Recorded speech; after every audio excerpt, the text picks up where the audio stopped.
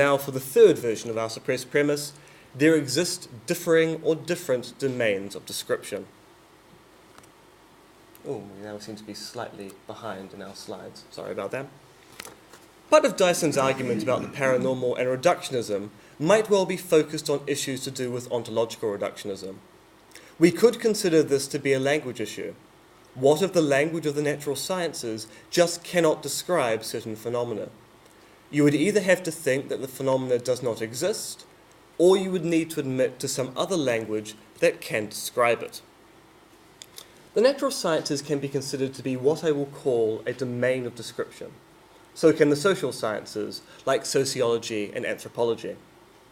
Domains of description are the rules that apply to the entities described by your particular language.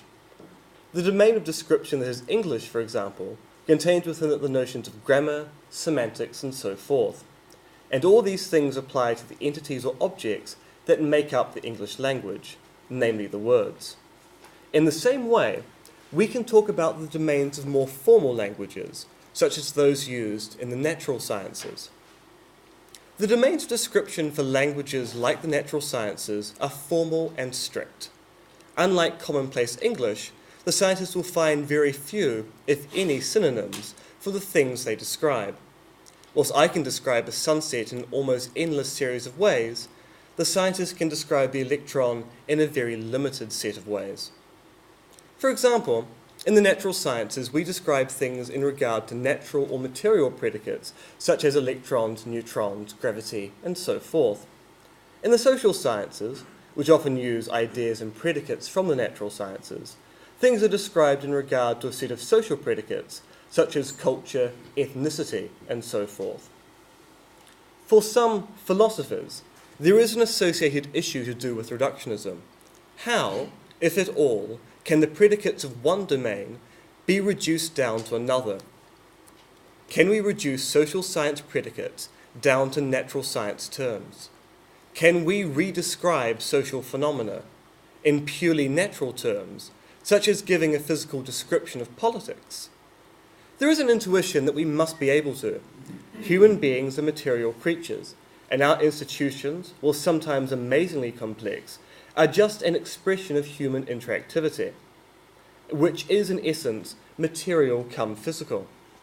So if this is a plausible interpretation, and it is one held to be true by a great many people in some form or another, then the social sciences should be explicable in natural science terms.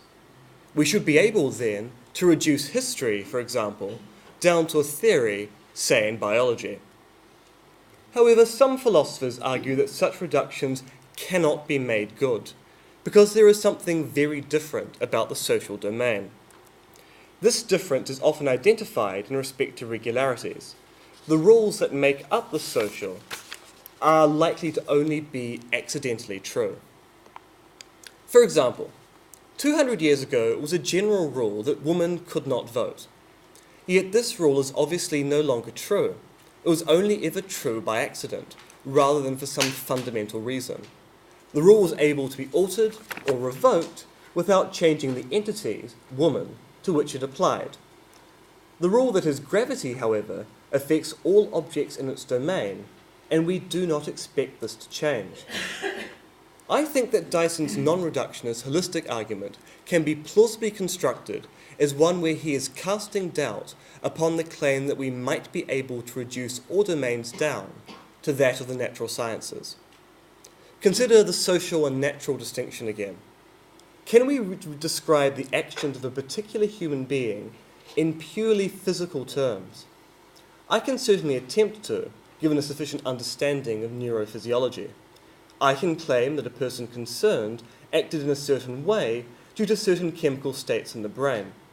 I might even make a far bolder claim that the person concerned would normally act this way in similar circumstances. I could be bolder still and claim that people like our agent would also act similarly given the same context. Would such an explanation of the said behaviour be considered satisfactory? A tricky question. As a materialist and a determinist, I am quite willing to bite the bullet on determinism and say yes. but I can hardly claim that such an explanation would be held as being universally accepted by all, including many other materialists. Some will argue that such an explanation misses out the reasons and motivations of the agent, which are phrased entirely in social terms.